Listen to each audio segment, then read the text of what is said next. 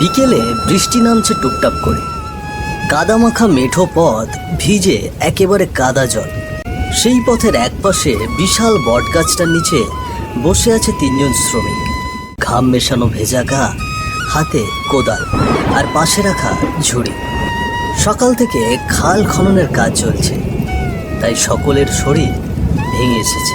বৃষ্টির কারণে তারা গাছের নিচে আশ্রয় নিয়েছে খানিকক্ষণ আগে। ঠিক তখনই দেখা গেল মেঠো পথ ধরে ছাতা মাথায় এক প্রভাবশালী লোক এগিয়ে আসছে। তিনি আর কেউ নন, গ্রামের মোড়ল বিশ্বনাথ চ্যাটার্জি। রে, তোরা এই গাছের নিচে বসে বসে কি করছিস? কাজকর্ম নেই নাকি তোদের? না বাবু, কাজই তো করতাছি। মাটি খনন করতে করতে বৃষ্টি আরম্ভ হলো, তাই এই গাছ তলায় বসে পড়লো। তা কার খাল খনন করছিস তোরা? ওই দক্ষিণ পাড়ার মৃণাল বাবুর খাল খনন করছি বাবু। ও ভালো, তবে শোন, আমারও একটা খাল খনন করা দরকার। কজন লোক লাগবে, কোথায় পাই বলতো? ওই বাবু, কোন হানে খাল খনন করতে চাইতেছেন? আমরা তো কজন আছি, আমরাই না হয় লেগে পড়বো আপনার খাল খননে। আমার ওই বাড়ির পাশে যে পচা ডোবাটা আছে, তোরা তো দেখেছিস, ডোবাটা একেবারে অকেজো হয়ে পড়ে আছে। ডোবা ভরে গিয়েছে আবর্জনার কচুরি পানায়। নর্দমার জল ঢুকে খালের জল একেবারে নষ্ট হয়ে বসে আছে। এবার চাইছি ডোবাটা পরিষ্কার করে সেখানে মাছ চাষ করতে। তোরা হাত লাগালে খালটায় আমি মাছ চাষ করতে পারবো।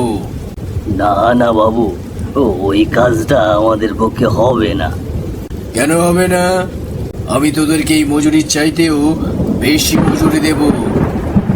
এখানে যে টাকায় কাজ করছিস তার ডাবল দেব। ওরে বাবা রে, ওই পচা ডোবার খাল, ওইখানে কাজ করতে গিয়ে কেউ সুস্থভাবে ফিরতে পারে না বাবু। তা তো জানেন আপনি, কত লোকের প্রাণ গেছে। আমরা তো গরিব মানুষ, ওই কাজ করতে গেলে প্রাণটাই যাবে। আমরা আমরা প্রাণ হারাতে চাই না বাবু, আমাদেরকে মাফ করবেন। শ্রমিকদের এই কথায় বিশ্বনাথের কপালে ভাঁজ পড়ে গেল। চোখে মুখে হালকা অন্ধকার নেমে এলো, বৃষ্টি ভেজা আকাশের মতোই। পচা ডোবার খালের নাম শুনলেই গ্রামের মানুষ যেন কেঁপে ওঠে সকলে। বটগাছের নিচ থেকে বেরিয়ে আবারও মেঠো পথে পা বাড়ালেন বিশ্বনাথ চ্যাটার্জি। টুপটাপ বৃষ্টি তখনও চলছে, আকাশের আলো ম্লান হয়ে আসছে। বিকেলের মেঘলা আলো মিশে গিয়ে সন্ধ্যার অন্ধকার নামতে শুরু করেছে। আরে মদন, বলতো কি করা যায়? গ্রামের কেউ যে রাজি হচ্ছে না ওই খাল খনন করতে। কোথায় লোক পাবো বলতো? বড় চিন্তার মধ্যে পড়ে গেলাম। জায়গাটা কিনে কি ভুল হয়ে গেল নাকি? সত্যিই তো বাবু, অনেকদিন ধরেই তো ওই জায়গাটা ফাঁকা পড়ে আছে, কেউ হাতও দেয়নি। জায়গাটা যদি খনন করে মাছ চাষ করা যেত তাহলে কত আয় আসতো বলতো। জানি না গ্রামের লোকজন এখানে কাজ করতে এত কিসের ভয় পাচ্ছে। বাবু, গায়ের মানুষ বলে ওই খালে নাকি ভালো কিছু নেই। রাত হলেই নাকি অদ্ভুত আওয়াজ শোনা যায়। অনেকেই তো কথাও বলতে চায় না ওই জায়গার নাম নিয়ে। আবার অনেকে নাকি কাজ করতে গিয়ে আর ফিরে আসেনি। বৃষ্টি ভেজা সন্ধ্যার আলো আঁধারিতে দুজনের কণ্ঠস্বর মিশে গেল ব্যাঙের ডাকের ভেতর। মেঠো পথ এগিয়ে যাচ্ছিল, কিন্তু মোড়ল মশাইয়ের মনে ভয় না, বরং বাড়ছিল এক অদম্য কৌতূহল। কেন সবাই এত ভয় পায় পচা ডোবার খালকে? পরের দিন সকালের আলো ফুটতেই গ্রামের কাঁচা রাস্তা ধরে ধীরে ধীরে এগিয়ে আসছে এক গরুর গাড়ি। রাতভর বৃষ্টির পরে চারপাশ যেন ধুয়ে মুছে ঝকঝকে। ভিজে মাটির গন্ধ বাতাসে ছড়িয়ে আছে। গাছের পাতায় এখন টুপটাপ জল ঝরছে। দূরে দূরে কোকিলের ডাক শোনা যাচ্ছে। গাছে গাছে দোয়েল আর শালিক উড়ে বেড়াচ্ছে। সকালের কুয়াশার ভেতর দিয়ে মিষ্টি রোদ রাস্তা জুড়ে আলো ছায়া খেলা করছে। সেই রাস্তাতেই ধীরে ধীরে এগিয়ে আসছে এক গরুর গাড়ি। গাড়ি ভর্তি বাজারের মাল, কাঁচা সবজি, চাল, ডাল আরও নানান সামগ্রীতে বোঝাই। গাড়ির ওপর বসে আছেন গ্রামের মোড়ল বিশ্বনাথ চ্যাটার্জি। ধবধবে সাদা ধুতি, পাঞ্জাবি গায়ে, শান্ত ভঙ্গিতে চারপাশে সকালটা উপভোগ করছেন তিনি। গাড়ি চালাচ্ছে এক নতুন চেহারার যুবক, যাকে এর আগে গ্রামের লোকজন দেখেনি। রে, তোকে তো এই গ্রামে কখনো আগে দেখিনি। নতুন নাকি এই গ্রামে? হ্যাঁ বাবু, আমি নতুন।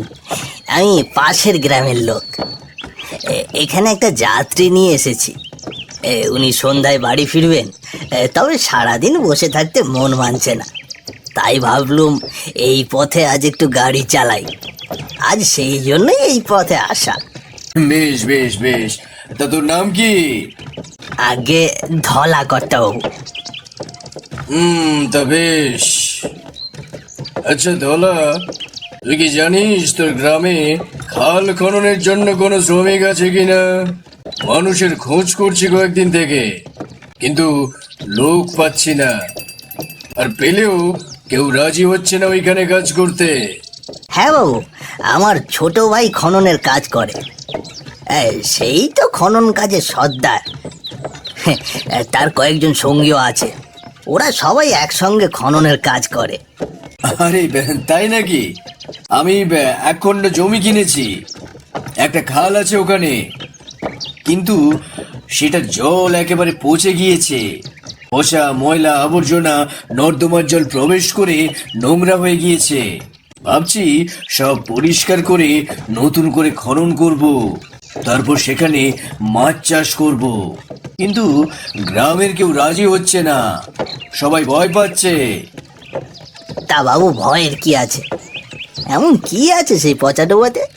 আদৌ তো বিস্তারিত জানি না, কিন্তু শুনেছি সেই ডোবাতে নাকি ভূত পেতের আগমন হয়।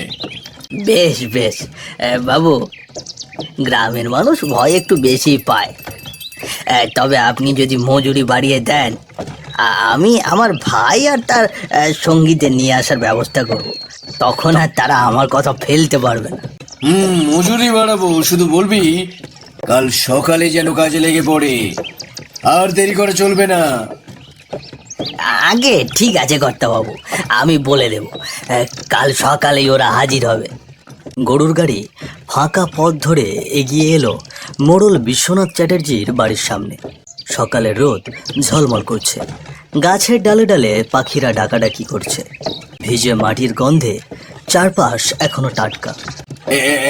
এই এখানেই দাঁড়া, এটাই আমার বাড়ি।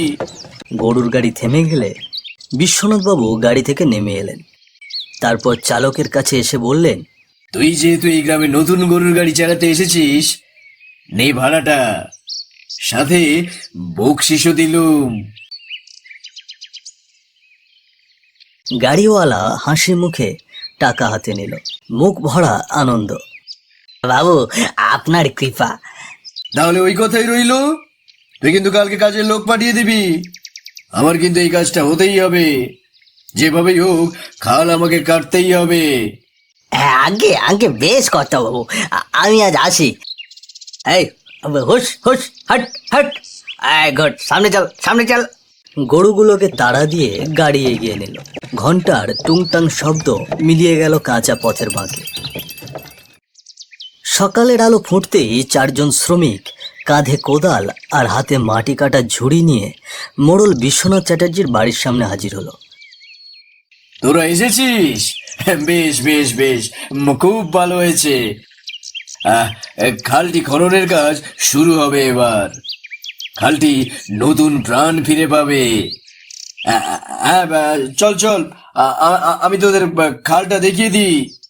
হ্যাঁ মোড়ল মশাই, আপনি চিন্তা করেন না, মন দিয়ে কাম কইরা খালটারে নতুন কইরা তুলমু। সেখান থেকে বিশ্বনাথ চ্যাটার্জি তাদের সঙ্গে নিয়ে গেলেন গ্রামের সেই বহুদিনের পরিত্যক্ত স্থান পচা ডোবার খালে।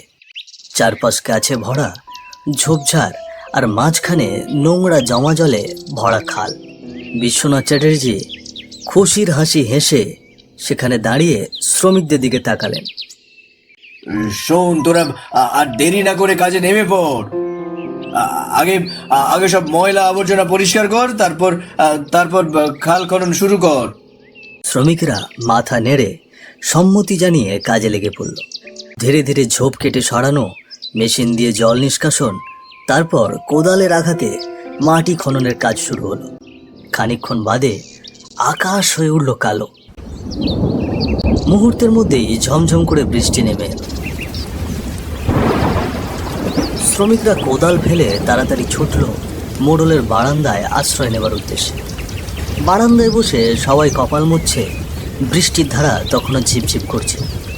এই ভরা বৃষ্টিতে তো আর এখন আর কাহাল খনন করা সম্ভব নয়, জমে থাকা জলেই কাজটা আটকে যায়। এমন সময় মোড়ল বিশ্বনাথ এগিয়ে এসে দীর্ঘ স্বরে বললেন, যে করেই ও কাজটা আজ শেষ করতে হবে। বৃষ্টি ছেড়ে দিলে আবার কাজ শুরু কর। ঘন্টার পর ঘন্টা বৃষ্টি হলো। দুপুর থেকে বিকেল পর্যন্ত একই রকম বৃষ্টির ধারা। চারিদিকে ভিজে স্যাঁতস্যাঁতে। অবশেষে বিকেলের দিকে বৃষ্টি থামল। আকাশ এবার পরিষ্কার। আরে চল চল, জল থেমেছে, তোরা আবার কাজে নেমে পড়। আজকে দিনটা একদম নষ্ট করা যাবে না। শ্রমিকরা আবার কাজের উদ্দেশ্যে রওনা দিলেন। কোদাল আর ঝুড়ি নিয়ে খাল খননে নেমে পড়ল সকলে। সূর্যের আলো ফিকে হতে হতে আকাশে সন্ধ্যার ছায়া নেমে এসেছে। চারপাশে ঝোপঝাড় থেকে ঝিঁঝির ডাক ভেসে আসছে। শ্রমিকরা ক্লান্ত, কিন্তু কাজ চালিয়ে যাচ্ছে অনবরত। তখন খালের পাড় থেকে মোড়ল কড়া গলায় বললেন, সন্ধে হলেও তোরা খাল কাটার কাজটা আর একটু এগিয়ে নে, আমি তোদের মজুরি বাড়িয়ে দেব। তাহলে তো মোড়ল মশাই, আমরা আজই কাজটা আরো জোরে ধরব। মজুরি বাড়াইলে মনে আরো খুশি আসবে। খালের ভেতর কোদালের শব্দ, ঝুড়ি ভরে মাটি ফেলার শব্দ, সব মিলিয়ে সন্ধ্যার আঁধারে নতুন প্রাণ ফিরে পেতে শুরু করলো পচা ডোবার খাল। এবার সন্ধ্যা ঘনিয়ে অন্ধকার নেমে এসেছে। খালের শ্রমিকরা খনন কার্য চালাচ্ছে। চারপাশে ঘন অন্ধকার নেমে এসেছে। শুধু জোনাকির ক্ষীণ আলো ঝিকমিক করছে। এমন সময় হঠাৎ শ্রমিকদের একজন, তার নাম হরিদাস, কোদাল নামিয়ে বলল, এই আমি একটু আসছি রে, তোরা কাজ কর। জলদি আয়, জলদি আয়, আরো অনেক কাজ বাকি আছে। হরিদাস খালপাড়ের ঝোপের দিকে হাঁটতে শুরু করলো। চারিদিক নির্জন, নিশুতি অন্ধকার। হাওয়ার ঝাপটা এসে কানে কানে যেন কি সব ফিসফাস করে বলছে। হরিদাস থেমে গেল। ঝোপের মধ্যে থেকে কানে ভেসে এলো ফিসফিস করে কথার আওয়াজ। পেছনে শুকনো পাতার উপর দিয়ে কারো পায়ের শব্দ। বুক কেঁপে উঠল হরিদাসের। হঠাৎ সে অনুভব করল একটি ঠান্ডা হাত তার কাঁধে এসে লাগলো। হরিদাস ঘুরে দাঁড়াতেই দেখল অন্ধকারে এক বিকট অবয়ব হাওয়ায় ভেসে আছে। মুখ বিকৃত, কালো চোখ দুটো জ্বলছে আগুনের মতো। সে ভালো করে লক্ষ্য করে দেখল আরো তিনটে অবয়ব ভেসে ভেসে এগিয়ে আসছে। ওরে বাবারে, এ তো ভূত! বাঁচাও বাঁচাও বাঁচাও বাঁচাও! সে উল্টো দিকে দৌড় দিল। হাঁপাতে হাঁপাতে এসে পড়ল খালের কাছে কাজ করা বাকি শ্রমিকদের কাছে। কি কি হলো হরিদাস, এমন ভাবে হাঁপাচ্ছিস কেন? ভূত ভূত ভূত! আমি ভূত দেখেছি, ভূত! অন্ধকারে হাওয়ায় ভাসছিল, ওর চোখ দিয়ে আগুন জ্বলছিল। বাকি তিনজন শ্রমিক হেসে উঠে বলল, ধুর পাগল, এই সারাদিন পরিশ্রম করেছিস, শরীর বেশ ক্লান্ত হয়ে গেছে, এই অন্ধকারে গাছের ছায়া দেখে ভূত মনে করেছিস? না না না, আমি ভুল দেখিনি। বিশ্বাস না হলে চল, তোরা চল, গিয়ে দেখবি, চল। তাদের সর্দার রঘু দাঁত খিচিয়ে বলল, ও এত করে যখন বলছে, চল সবাই গিয়ে দেখে আসি বিষয়টা ঠিক কি। চারজন শ্রমিক একসঙ্গে ঝোপের কাছে এগোতে লাগলো। বাতাস যেন আরো শীতল হয়ে এসেছে। হঠাৎ তারা থমকে দাঁড়ালো।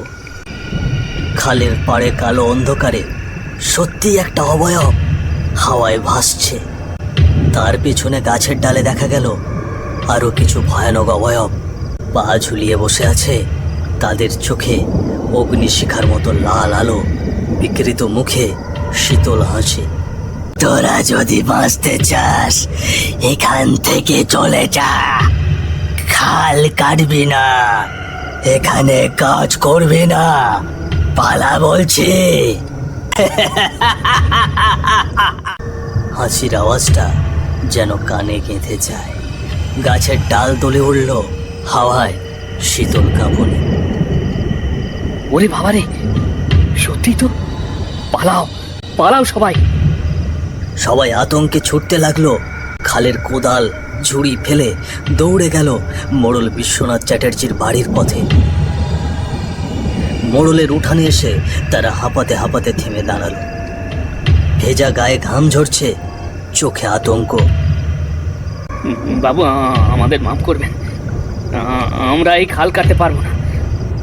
ওইখানে অমন ভূত প্রেতের ভয়াবহ উপস্থিতি, আমাদের পক্ষে কাজ করা সম্ভব না।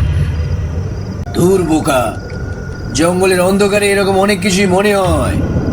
তোদের ভয় পাওয়ার কিচ্ছু দরকার নেই। তোরা আমার কথা শোন, আমি তোদের 1 সপ্তাহের মজুরি একদিনেই দেব। 1 সপ্তাহে যা পেতিস কাল সকালেই তা সব হাতে পাবি। তোরা শুধু খালটা খনন কর। আজ রাতে তোরা আমার বাড়িতেই থাকবি, কাল সকালে কাজে নামবি। এই কাজটা কিন্তু করতেই হবে, বুঝলি? শ্রমিকরা হতভম্ব, তাদের মুখে স্পষ্ট ভয়ের ছাপ। কিন্তু মোড়লের লোভনীয় প্রস্তাব শুনে তারা চুপ মেরে দাঁড়িয়ে রইল। রাত নেমে এসেছে, আর অদ্ভুত শীতলতা যেন গ্রামটাকে আষ্টে পিষ্টে জড়িয়ে ধরেছে। রাত গভীর, আকাশে মেঘ। চাঁদটা মাঝে মাঝে মেঘের আড়াল থেকে উঁকি দেয়। মোড়ল মশাই শ্রমিকদের তারই একটি ঘরে থাকতে দিলেন। সবাই ক্লান্ত শরীর নিয়ে একে একে ঘুমিয়ে পড়ল। কিন্তু ভোর হবার আগেই হঠাৎ শুরু হলো হইচই আর চিৎকার। সে কি, হরিদাস কোথায়? পাশেই তো ঘুমিয়েছিল। তারা আশেপাশে ভালো করে খুঁজে দেখল, কোথাও হরিদাস নেই।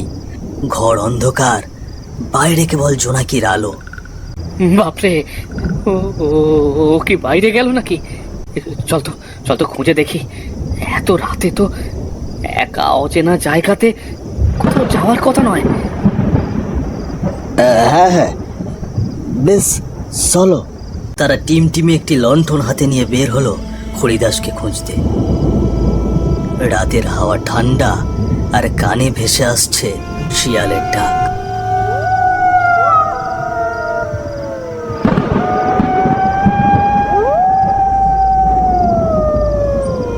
পাতা মচমচে শব্দ করছে পায়ের তলায়। তারা সামনে দেখতে পেল একখানা পায়ের জুতো। সেটা অনুসরণ করে আরেকটু এগোতেই পেল একখানা গায়ের জামা। এই জামা তো হরিদাস পড়েছিল। তাহলে কি? হঠাৎ এক ভয়ঙ্কর গন্ধ, কাঁচা রক্তের গন্ধ নাকে এলো। সবাই থমকে দাঁড়ালো। এই তো জুতো, জামা, এইসব হরিদাসেরই তো। আর এই গন্ধটা কিসের রে? ধীরে ধীরে তারা আরো সামনে এগিয়ে যেতে লাগলো। কিছুটা সামনে এগোতেই তাদের চোখে পড়ল হরিদাস মাটিতে লুটিয়ে পড়ে আছে। তার নিথর শরীরের আশেপাশে ঝুঁকে আছে কিছু কালো অবয়ব, দাঁত বসাচ্ছে তার গলায়। তারা মাংসগুলো চিবোচ্ছে, রক্ত ঝরছে গড়গড় করে। তোদেরকে বলেছিলাম না তোরা এখান থেকে চলে যা, তোরা শুনলি না? আর এখন আমাদের হাতে মরবি তোরা।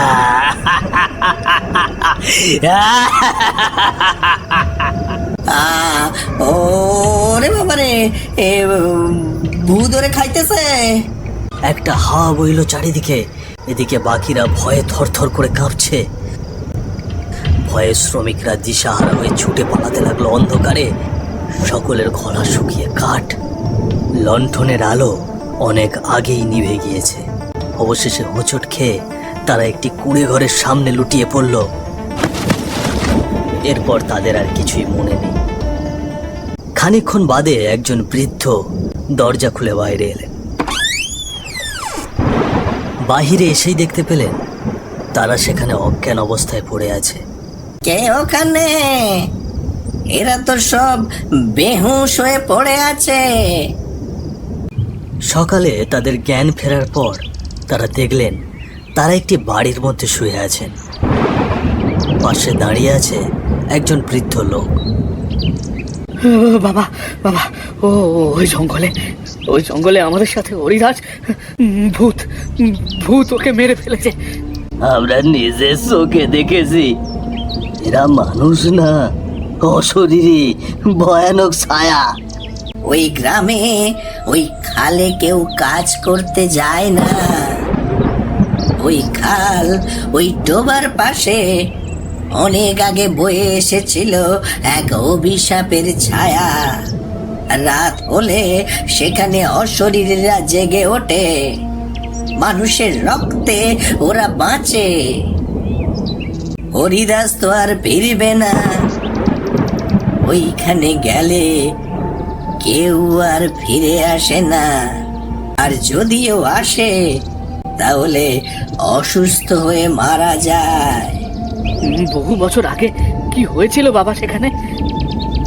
তোমরা যে খাল খনন করতে এসেছো, ওই খাল খননেরই জন্য 4 জন শ্রমিক এসেছিল অন্য গ্রাম থেকে। ওই খালের পাড়ে এক বাড়িতে ওরা থাকতো।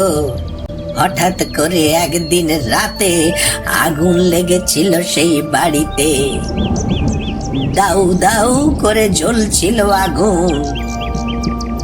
তারা চিৎকার করেছিল আগুনের মধ্যে, কিন্তু কেউ সে আগুন নিভিয়ে তাদের বাঁচাতে পারেনি। তারপর থেকেই ওই জায়গাটি অভিশপ্ত।